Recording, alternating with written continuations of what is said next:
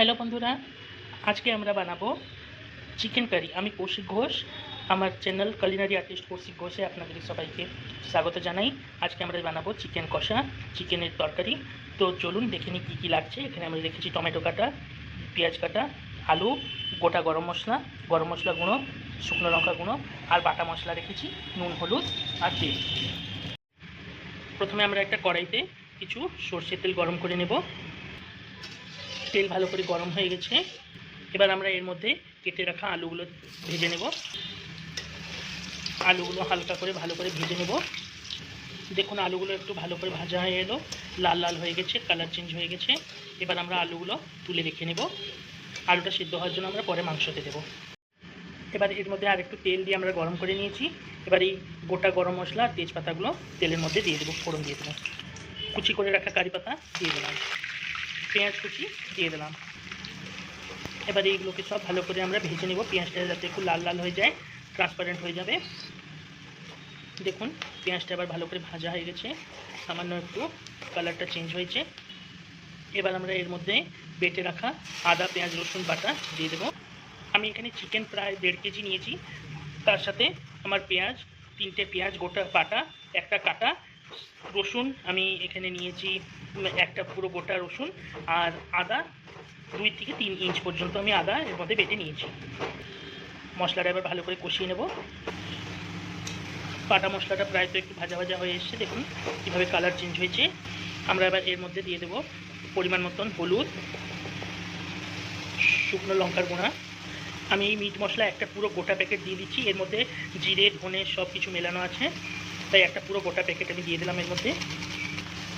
এবার মশলাটা ভালো করে নেড়ে নেব। এবার এর মধ্যে কেটে রাখা টমেটোগুলো দিয়ে দেবো, পরিমাণ মতন লবণ দিয়ে দেবো। এবার মশলাটাকে ভালো করে আমরা কষিয়ে নেব। এবার এর মধ্যে আমরা ওই মশলা ধোয়ার জলটা একটু দিয়ে দেবো, সামান্য একটু জল দিয়ে ভালো করে মশলাটা কষিয়ে নেব। এটাকে এবার একটু আমরা ঢেকে রান্না করব। ঢাকা খুলে দেখে নিই, দেখুন এটা কীভাবে মশলাটা কষানো হয়ে গেছে, তেল ছেড়ে দিয়েছে। দেখুন মশলা দিয়ে তেল ছেড়ে দিয়েছে। এবার মশলা ভালো করে কষানো হয়ে গেছে। এবার আমরা এর মধ্যে এই ধুয়ে রাখা চিকেনগুলো দিয়ে দেব। মাংসটাকে মশলার সাথে ভালো করে মিশিয়ে নেব। এবার আমরা মাংসটা ভালো করে চাপা দিয়ে রান্না করতে বসিয়ে দেবো। আমরা লো টু মিডিয়াম ফ্লেমে এটাকে 5 থেকে 10 মিনিট আমরা ভালো করে রান্না করে নেব, তারপরে ঢাকা খুলে দেখব। দেখুন মাংসটা প্রায় তো সিদ্ধ হয়ে এলো, জল ছেড়ে দিয়েছে। এবার আমরা এর ভেতরে ভেজে রাখা আলুগুলো দিয়ে দেবো।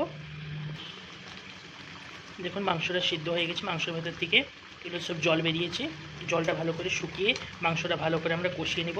তারপরে এর মধ্যে আমরা গরম জল দিয়ে আবার ফোটাবো। আমরা কিন্তু এতে একটু জল দিইনি, এগুলো যতগুলো সব বেরিয়েছে এগুলো সব মাংসর জল। এই দেখুন মাংসটা কীভাবে তেল ছেড়েছে, মাংস ভালো করে কষা হয়ে গেছে। আমরা মাংসটা সামান্য একটু ঝোল রাখবো, তাই সামান্য একটু গরম জল দিয়ে দিচ্ছি। মাংসর ঝোলটা ফুটে এসছে। এবার আমরা এতে গরম মশলা গুঁড়ো দিয়ে রান্নাটা শেষ করব। ভালো করে মিশিয়ে নেব গরম মশলাগুলো। আলুটাও ভালো করে সিদ্ধ হয়ে গেছে। আমার রান্না এবার কমপ্লিট। এবার এটাকে আমরা গরম গরম সার্ভ করব। এইরকম আরও রান্নার ভিডিও দেখতে হলে আমার চ্যানেল কুলিনারি আর্টিস্ট কৌশিক ঘোষকে সাবস্ক্রাইব করুন। ভিডিওটি ভালো লেগে থাকলে শেয়ার করুন, লাইক করুন, কমেন্ট করুন। কমেন্ট করে অবশ্যই জানান ভিডিওটি আপনাকে কেমন লেগেছে। আর আমার Instagram ID Koushik Ghosh 70 follow করুন, শেয়ার করুন। ধন্যবাদ।